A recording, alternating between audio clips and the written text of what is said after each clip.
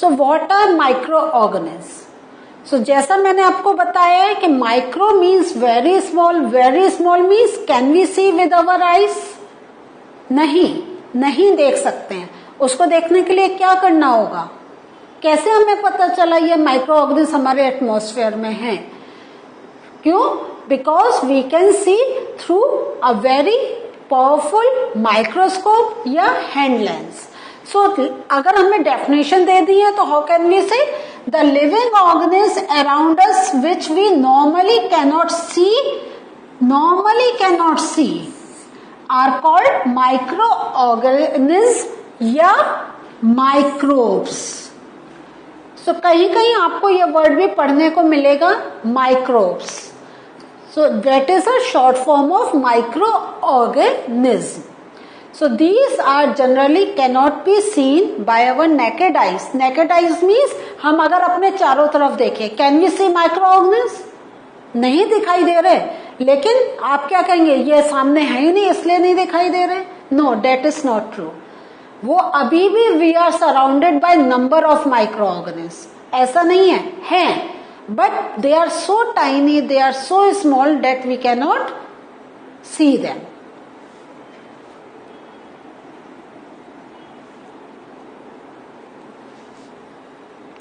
Now, the next question is, where are microorganisms found?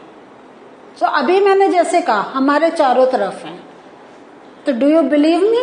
अगर believe नहीं होता तो let us see कि वो कहाँ मिल सकते हैं. They can be found in soil, in air and in water. So, सबसे पहले हम एयर को ले रहे हैं. So, हमारे चारों तरफ क्या हवा है ना? हवा में these microorganisms are present. That's why even at the place where you are sitting, even अगर आप अपने body को देखें तो there are number of microorganisms that are on your body. लेकिन आप क्या है? आप healthy person हैं, they cannot harm you. या वो harm करने वाले हो भी नहीं सकते हैं. So because हमें ये पता चल गया है कि microorganisms can be helpful या harmful, both ways हैं. और वो सॉइल में भी प्रेजेंट होते हैं. So and in water also. तो आप कोई चीज ऐसी जगह सोच सकते हैं जहाँ पे हवा नहीं हो, मिट्टी नहीं हो या पानी नहीं हो. You can not think about any such place. So this means क्या है? Microorganism are present around us, they are surrounding us and they can be found everywhere and anywhere. So Before we go further, let us look at this picture. ये क्या है? Bread है. Bread में आपको ये black spots दिखाई दे रहे हैं. तो अगर इन जनरल टर्म वी से हम कहते हैं ये ब्रेड खराब हो गई. खराब मीन्स क्या? इस पर some microorganism start feeding on. वो इसमें से खाना लेना स्टार्ट कर दिया, तो हमारे जो न्यूट्रिएंट्स हैं वो इसमें से निकलते चले जा रहे हैं. एंड बिकॉज अब जब इतना है, दिस मीन्स बहुत ज्यादा जब हम कह रहे हैं we can not see by our naked eyes, तो if I take only this portion, तो इसमें what do you think? There are hundreds and thousands of microorganism and it is not good for us to eat this bread. Generally क्या होता है? हम कहते हैं खराब हो गई फेंक दो, खाओ नहीं, तबीयत खराब हो जाएगी. वी से दीज टर्म्स. सो ये जो माइक्रो ऑर्गेनिज्म है इसमें जो ब्रेड में होता है, तो हम इसके लिए एक जनरल खराब भी वर्ड यूज करते हैं या जनरली वी से फंगस लग गई है. So this fungus is a name of a micro organism. Fungus लग गई है मीन्स वो fungus is a micro organism. अब वो जो माइक्रो ऑर्गेनिज्म है इस ब्रेड पर डेवलप हो रहा है. So some microorganism such as fungus that grows on bread can be seen with the magnifying glass. So अगर ये जो चीज खराब हो गई है, जैसा अभी मैंने कहा था कि it is not very simple to see such type of microorganisms by our naked eyes, लेकिन we can, ये जो हमारी फंगस लगती है we can see through a magnifying glass. आप एक बहुत मैग्नीफाइंग ग्लास क्या होता है? जनरली अगर एक आपको एग्जांपल दें, जासूस जैसे आप देखते हैं एक लंबा हैंडल होता है और एक शीशा, एक लेंस सा होता है एंड उससे वो देखते हैं. So that is known as magnifying glass. तो if you keep magnifying glass इसके पास लाए तो आप देखेंगे छोटे छोटे, आपको वो चीज जो आंखों से ऐसे नहीं दिखाई दे रही, you can see small outgrowth. So this is a fungus that can be seen by a magnifying glass. Now there are different types of microorganisms. Let us learn the names. Bacteria. Can we say bacteria? लेकिन आपने सुना होगा this is a bacterial disease. And आपने bacteria पढ़ा होगा कि some bacteria are helpful to make some medicines या और भी बहुत चीजें that we are going to learn as we move in this chapter. Fungi, जैसे फंगाई, फंगस जो अभी हमने पढ़ा. प्रोटोजोआ, ये प्रोटोजोआ क्या होते हैं तो ये भी हम थोड़ी देर में और डिटेल में पढ़ेंगे, लेकिन these are the names of the microorganism. Algae, algae काई जो हम कहते हैं, पानी के हमारे कहीं अभी जैसे अगर कहीं बारिश बहुत होती है या बहुत टाइम के लिए वहां से पानी इज नॉट मूविंग, एक जगह स्टैग्नेंट है, वो चल नहीं रहा है, वो मूव नहीं कर रहा है. सो थोड़े टाइम पे हम एक ऐसे ग्रीन पैचेस देखते हैं. Can you see these green patches? These green patches are algae and algae are also microorganism. तो आप क्या सोच रहे हैं, ये जो आपको ग्रीन दिखाई दे रहा है आप कह रहे हैं ये we can see by our naked eyes. No, ये तो बहुत ज्यादा मीन्स इसमें there are thousand of it. तो वो एक हमें बड़ा स्ट्रक्चर दिखाई दे रहा है, लेकिन ध्यान से देखेंगे तो आपको एक अलग ही चीज देखने को मिलेगी. So there are different types of microorganism like bacteria, fungi, protozoa and algae. There is one more microorganism that are known as viruses. So viruses क्या है? They are also microscopic. Microscopic देखिए, now you are learning one more new term. Microscopic means that can be seen through a microscope. ठीक है, तो अगर हम कोई चीज कहें this is microscopic, this means it is not visible by our naked eyes, it is visible only through a microscope.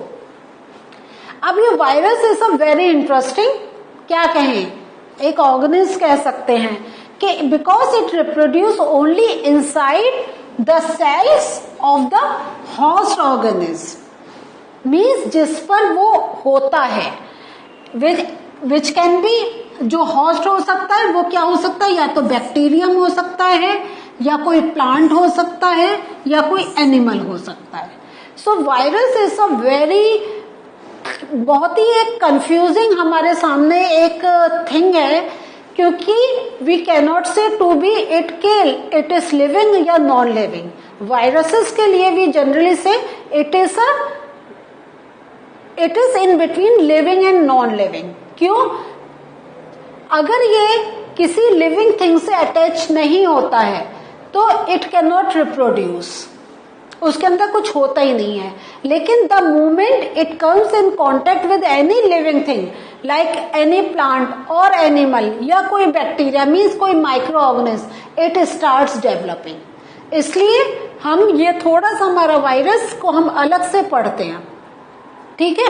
नहीं तो जनरली और ऑर्गेनिज्म क्या होते हैं, वो अपने आप ही ग्रो होते हैं एंड अपने आप ही वो मल्टीप्लाई होते हैं. But virus multiplies only when it comes in contact with any living thing.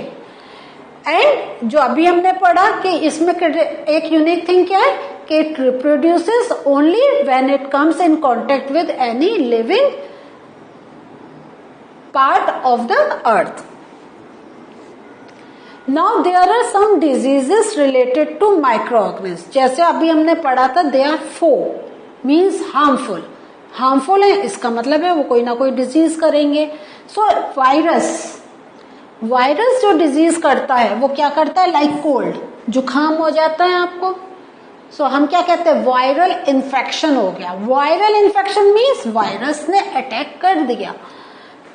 Influenza means flu, बुखार होना. कफ खांसी होना, पोलियो, जब आपके पैर खराब हो जाते हैं, आप देखते हैं किसी की एक टांग ठीक होती है, एक टांग बहुत पतली होती है, या दोनों पैर बहुत पतले होते हैं, तो वो पोलियो। छोटे बच्चे हैं अगर आप जब होंगे तो you must be drinking polio drops, chicken pox etcetera. तो these are viruses that are harmful, और ये हमें ये डिजीजेस देते हैं। एक हमने पढ़ा था वायरस का नाम, माइक्रो ऑर्गेनिज्म का नाम प्रोटोजोआ। प्रोटोजोआ कौन सी डिजीज करता है? लाइक डिसेंट्री या मलेरिया।